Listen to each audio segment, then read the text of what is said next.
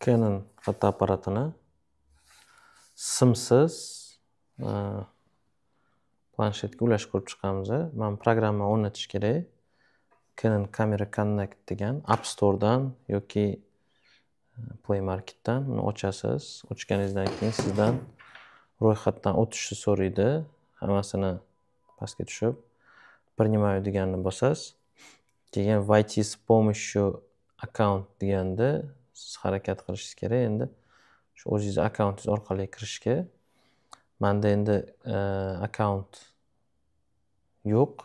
O'shaning uchun hozir ochishim kerak. Eng zo'r yo'li mana o'zingizni tayyor akkauntlaringizni ulash. Menga hozir Google akkauntimni ulab beryapman.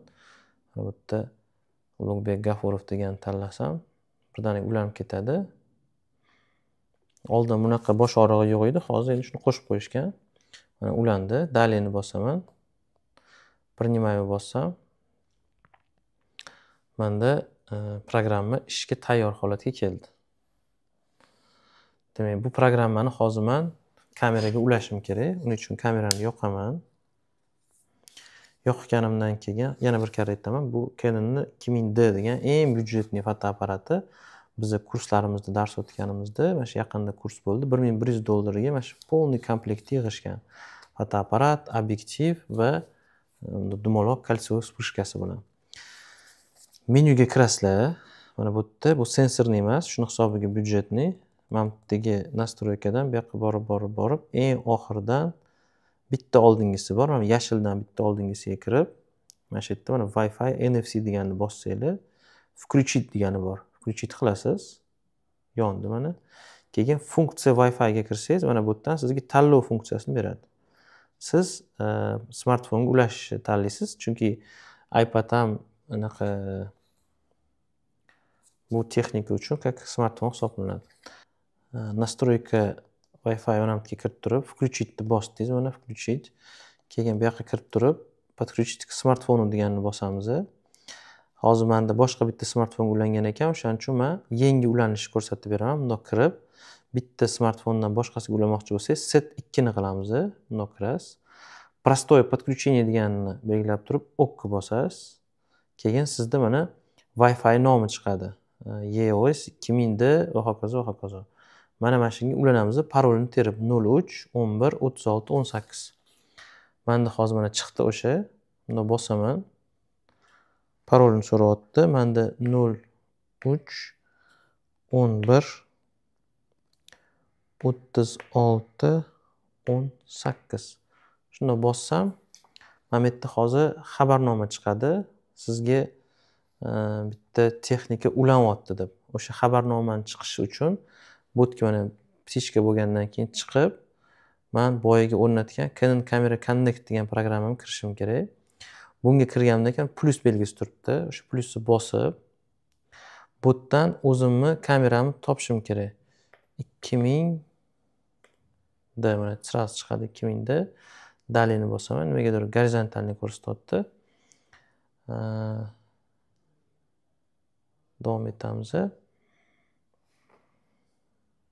Mana bu yerda ahamiyat bersanglar, kamerani ko'rsatyapti. Mashinaga ulanmoqchimisan deb. Bunda bosaman. Mana bu yerda sразу сообщение chiqdi. Mana sizga ulanmoqchi deb. OK bossangiz, shuni ulanadi mana. Teper ulandi. Endi kameradan ishlatasiz deyapti. Endi bu yoqqa kiramiz programmaga.